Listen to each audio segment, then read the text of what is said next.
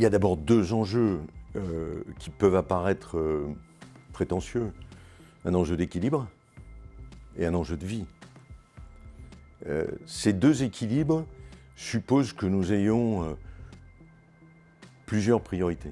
Une seule ne peut pas aller. Il faut qu'impérativement, sur les territoires, nous ayons de l'emploi, nous. Si je voulais caricaturer, c'est comment je maintiens en les transformant, en les modernisant, les usines à la campagne. Vous savez que 60% des usines sont à la campagne, et pour plein de raisons. Il y a eu une métropolisation de l'emploi, et notamment sur les emplois nouveaux, du numérique et puis la formation. Parce que s'il n'y a pas la formation, difficile de se préparer à un emploi, obligé de partir. Donc l'idée pour nous, c'est de maintenir toutes les structures de formation, qu'elles s'appellent MFR, Maisons familiales et rurales, les CFA, les lycées, les collèges, mais c'est moins en relation avec la région, et de transformer les lycées, notamment les lycées professionnels et techniques et les lycées agricoles, en petites universités, en universités à la campagne. Comment je passe de... J'ai mon bac, j'ai un bac pro, j'ai un bac agri, et comment je fais un BTS, comment je peux faire à Felletin, comment je peux faire à la Souterraine, un bac plus 5, dans des domaines de spécialité. Bien entendu, on doit penser au logement des jeunes. On peut pas, la région ne peut pas tout faire, elle se focalise sur le logement des jeunes. Après cela, il faut que les habitants trouvent les services nécessaires, c'est la santé. D'où le développement massif des maisons pluridisciplinaires de santé, ou des maisons de santé pluridisciplinaires. Faire en sorte qu'au-delà des médecins, on puisse avoir l'interne ou l'externe qui viennent se former auprès d'un médecin tuteur, parce que c'est le seul moyen de le faire revenir dans un lieu un peu éloigné des centres-villes, qu'on puisse avoir des permanences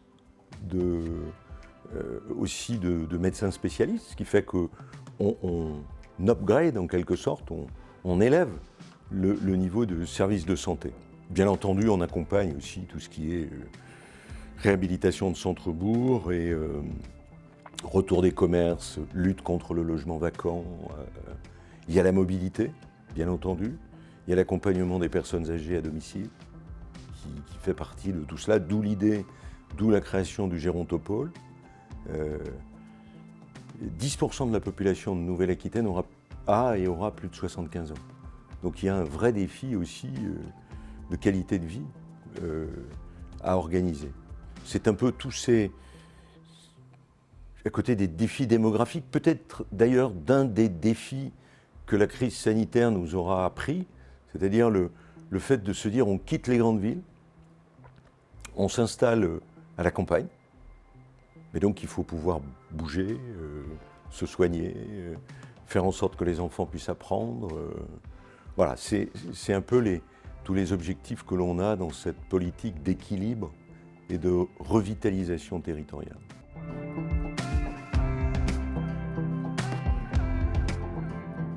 De se désisoler, c'est-à-dire de faire en sorte, parce qu'une étude de l'INRA nous avait appris sur la Creuse, que les acteurs ne se parlent pas. Il est impératif que l'élu soit le maillon fort de ces échanges, un chef d'entreprise, un représentant d'une coopérative agricole, les présidents d'associations. Il y a ce rôle que la région peut jouer auprès des entreprises, de désisoler les acteurs économiques. Et puis la région est là aussi, et nous l'avons fait assez massivement, dans les contrats de territoire que nous passons avec tous les territoires de la grande région, en ayant bien soin, lorsqu'il y a une ville importante au centre, d'associer les territoires ruraux pour créer le ruissellement.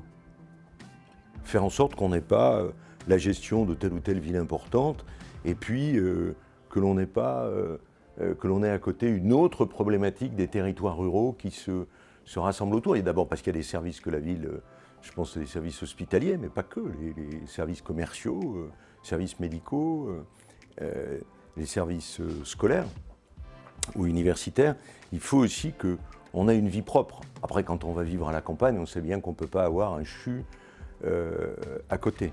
Mais ce qu'a fait la région, c'est de mettre en place un dispositif non seulement contractuel, à la main de ces territoires, mais aussi un lieu de réflexion important que l'on appelle le cluster ruralité, qui est à la main des maires des très petites communes rurales, pour pouvoir aider la région, voire choisir les projets, juger les projets qui émanent des territoires et alimenter la région pour ne pas être déconnecté des territoires, pour faire en quelque sorte une décentralisation dans la décentralisation, pouvoir participer à cette réflexion.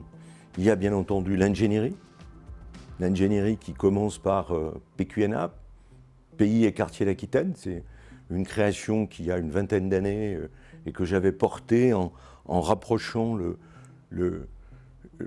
les problématiques des quartiers, ce qu'on appelle les quartiers de la périphérie, et les territoires ruraux qui sont souvent les mêmes, avec le problème de la culture, le problème ce qu'on appelle aujourd'hui des tiers-lieux. Comment imaginer un tiers-lieu, comment faire circuler les bonnes pratiques.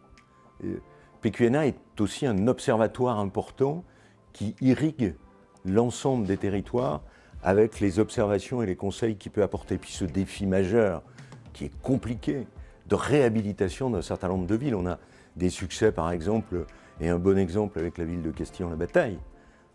Et on voit bien qu'il y a beaucoup d'opérateurs sur le foncier, sur l'acquisition des bâtiments, sur la rénovation commerciale, sur les logements qui sont au-dessus des commerces, sur cette façon aussi de se dire ça suffit aujourd'hui de signer des permis de construire sur les grandes surfaces à la périphérie, qui emportent l'usage de la voiture, qui détruisent le commerce de centre-ville, alors même, je le rappelle, le commerce de centre-ville crée 2 fois plus d'emplois que les grandes surfaces.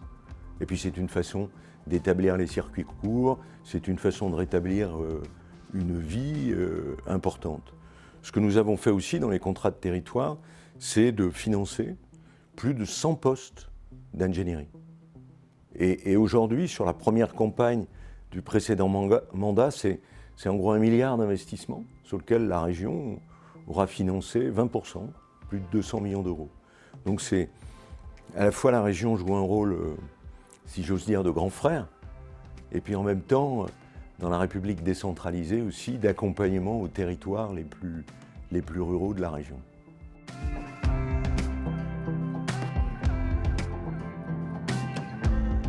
La cohérence des problématiques, ou le rapprochement des problématiques qu'un quartier, une ville de banlieue peut avoir. Je pense notamment à la présence des services. Je pense notamment à la réhabilitation des logements. Je peux penser aussi à l'aménagement d'un certain nombre de sites naturels autour de ces grands ensembles. J'ai un souvenir un de mes objectifs lorsque j'étais maire de Pessac a été de refaire, et c'était dans un état déplorable, le centre de jeux, de sport, à côté des Tours de Sège, à Pessac. C'était aussi le doublement de la bibliothèque.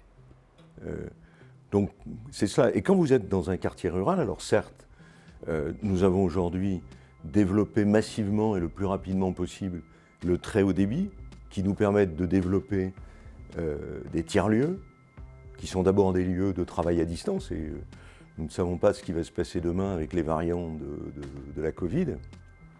C'est aussi pouvoir se retrouver à distance, non pas isolé dans sa cuisine, mais aussi de travailler dans une forme de bureau collectif. Mais en tout cas, on se trouve avec des problématiques communes. Et puis, ce qui est important pour moi, c'est de ne pas réinventer la roue à tout bout de champ. D'où le rôle d'observatoire de PQNA. On a à la fois une bonne pratique ici, ça peut être à Bord-les-Orgues, ça peut être, je ne sais pas moi, dans les plus petites villes, à la Courtine, comment telle ou telle opération de réhabilitation de l'usine, d'Alzapan à la Courtine, mais ça peut être autre chose. Je vous citais le cas de Castillon-la-Bataille. Comment une opération de réhabilitation d'une usine, de centre de formation, de maintien d'un lycée, de maintien d'une entreprise en les aidant au recrutement, c'est comment on fait circuler les bonnes pratiques. Et comment, vu de la région, à partir de ces exemples, on peut les diffuser avec les élus du territoire, puisque vous savez que nous avons par territoire un élu référent qui fait le pont entre la région, ses services, et les élus de territoire ou les techniciens de territoire. C'est aussi une décision que nous avons prise au niveau de l'usage des fonds européens, de mettre l'emphase, la priorité sur un volume de crédit à la main des territoires. La région après assure le dérisquage parce que la gestion des crédits européens est un peu compliquée, mais ce sont les territoires, pour près de 200 millions d'euros, qui auront la main sur ce montant-là.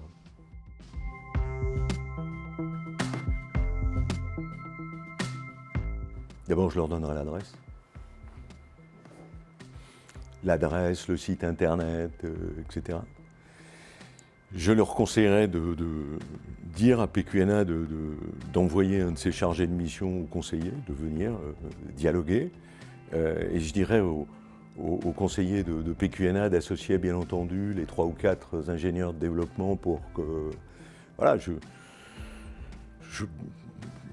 nous allons organiser d'ailleurs des séances de formation, des briefings, échanges avec toutes ces structures. Il faut que chacun ait la matière, la connaissance de l'autre, que se crée une équipe de développement régional. Et puis je conseillerais d'oser. Et il y a un point sur lequel que je n'ai pas évoqué encore, c'est tout le problème de la transition climatique. Nous sommes devant non pas un risque, mais une tendance au réchauffement climatique. C'est déjà 1,5 degré en Nouvelle-Aquitaine. Et on voit bien que ça bouleverse nos façons de vivre, nos façons de cultiver, nos façons de faire fonctionner une usine, de se déplacer. Et donc, je conseillerais aux acteurs de prendre en compte d'une manière systémique, peut-être avec notre appui. Nous faisons travailler 450 scientifiques, tous les chargés de mission du développement territorial ont ces documents à disposition. Il faut impérativement qu'on mette le problème du réchauffement climatique, donc les emplois qui vont avec, la sobriété, comme fil rouge des 7 années qui viennent.